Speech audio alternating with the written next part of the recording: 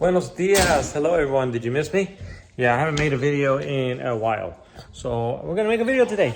This is going to be kind of an update, and I want to answer some questions that I've gotten on YouTube lately related to two things specifically on this car. But first, let's go take it outside and then wash it so that we can go to a Taste of Motorsports pop-up Cars and Coffee.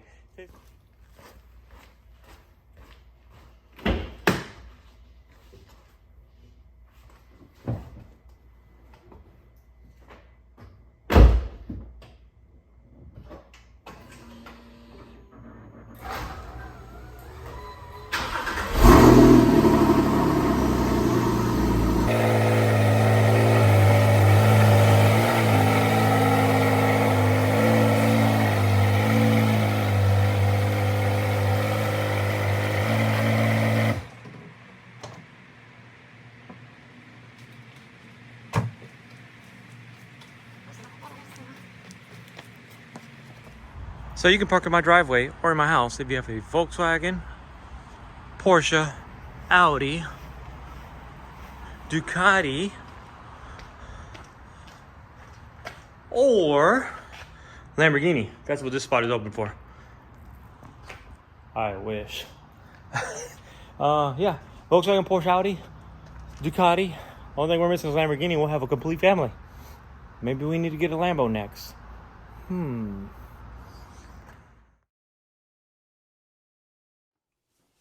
And we're done washing the car. New shirt. I had to take a shower. It's a little hot in summer here. So, hold on, let me get my microphone on so you guys can hear me all right. So, where have I been? Well, we're going to talk about that, right, Leo? We're going to talk about where I've been, what I'm doing, and the two things on this car that I keep getting questions about. So, let's first start the car because it's warm in here, and get the air conditioning or maybe the windows. We'll see. Here in a second. So, where have I been for 2 months? So, I needed a break. It wasn't because of social media. It was because of my job. Now, I work in business aviation, and anybody who works in business aviation will tell you 99% of the time, hey, these decisions aren't personal, they're business related. Sure, I agree with you. They are business related. However, when they affect your life, your livelihood, your family, they're personal. I take it personally. Especially, well, we're not going to get into details of it. But that being said, we're all good. There's always two sides to the story. I now know the other side. Everything's good. And I'm back. I just needed to take that little bit of mental break to kind of to find my center. I needed to take a mental break to recenter myself. So we're all good. In the meanwhile, while I've been taking that break, I've been doing something I've wanted to do for a long time. I always wanted to be a pilot. I always wanted to fly, but I never had the finances to do it or get a loan or whatever. So I'm finally in a position to do it.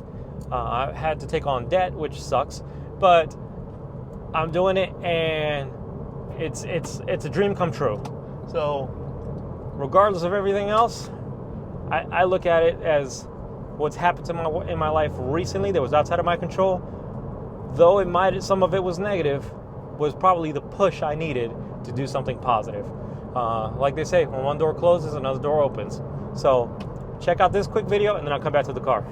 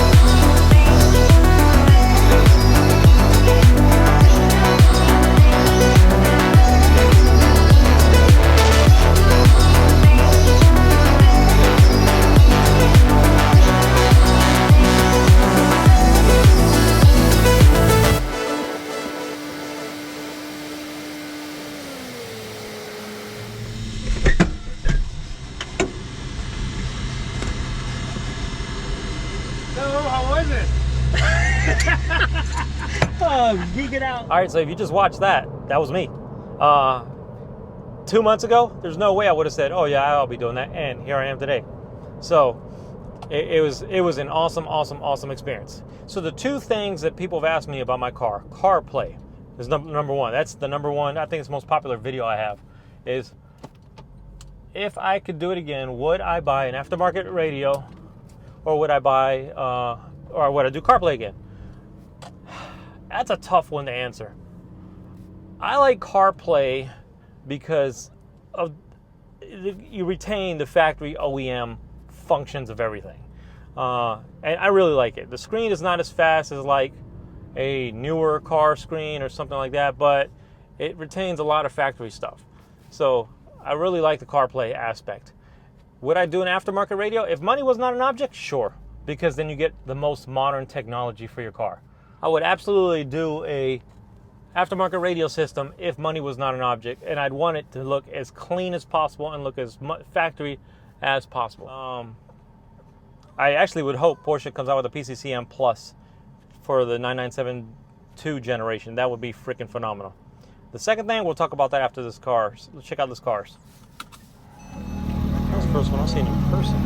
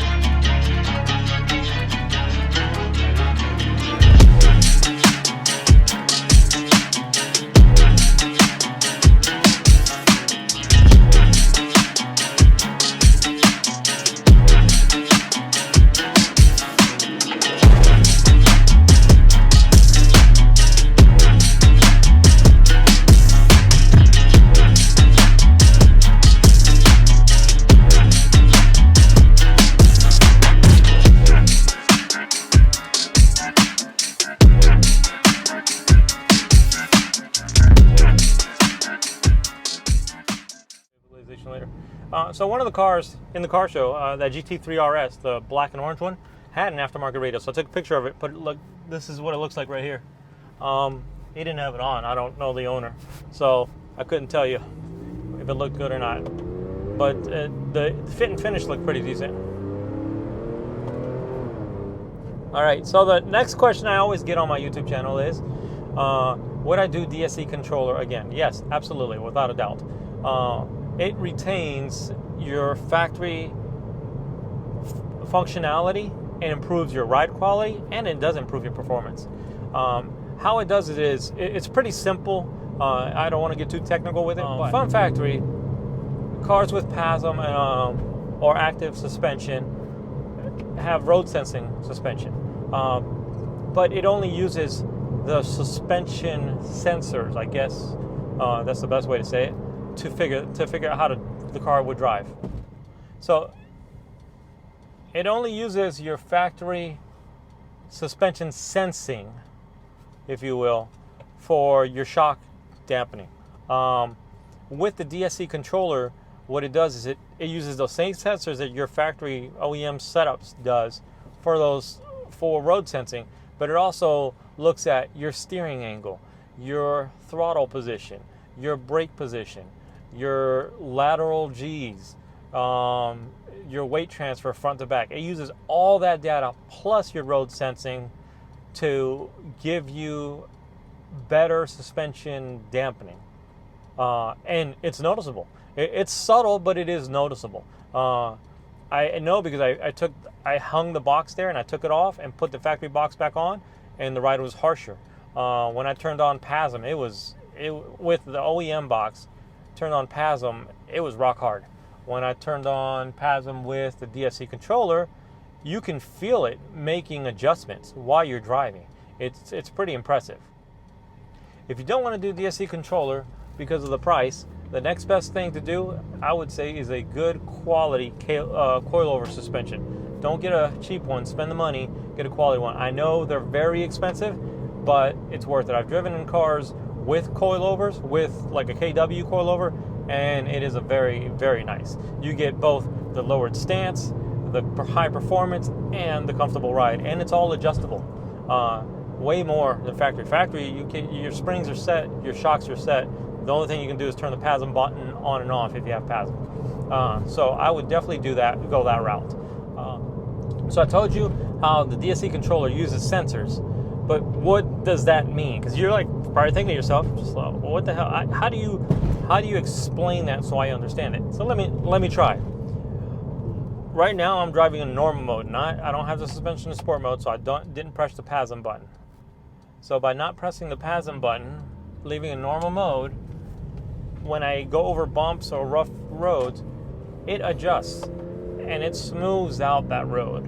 And basically, if you've driven over something and you feel the harshness when it's a really bad road, you have no harshness. You still know it's a bad road. Your car gives you feedback. I mean, it's a Porsche. It's going to give you feedback, but you lose that harshness, and it's so much nicer. Then you go over stuff and it's just a little rough road, but it doesn't affect you. And then when the road is smooth, the car it's nice. It's so smooth. I mean, it's buttery smooth. Great. Then when you're on a twisty road, OEM suspension, OEM setup, just using DSC controller. When you're on a twisty road and I press the PASM button and it tightens up the suspension, it tightens up the feel, but it's still comfortable.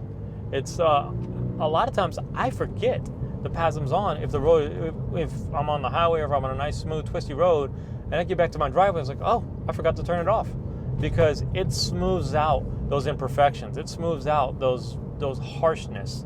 You just get the stiffer, more sporty ride without the harshness. That's the best way I can explain it. So yeah, I think it's totally worth it.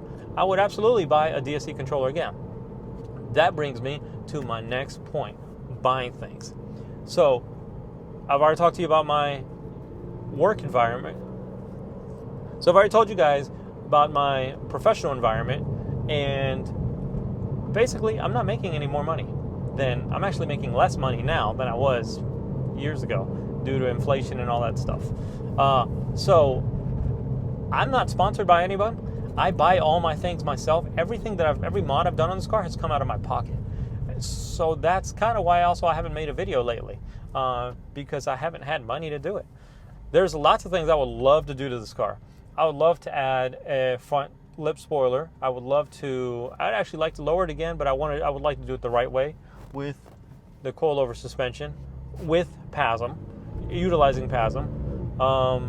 I'd like to make a faux 997 Classic body or scheme for this car. I would love to change the front and rear bumpers, side skirts, and make it look like the 997 Classic. I realize it's not, and anyone would tell you, 997 Classic is manual transmission, not PDK. Also doesn't have a sunroof. It's got the little double hood, but I'd like to do the front rear bumpers. I'd like to do the ducktail. I'd like to either wrap it or paint it in a scheme that looks like a 997 Classic. That would be absolutely epic. But all that costs money, and unfortunately I don't have it. Every dime I have right now is reinvesting in myself. I say I'm not wasting. I'm reinvesting in myself for this pilot career. So I will make videos. I will continue to make videos here soon. I just don't know what my next video is going to be or what it's going to be about. Well, thanks for tuning in for this update.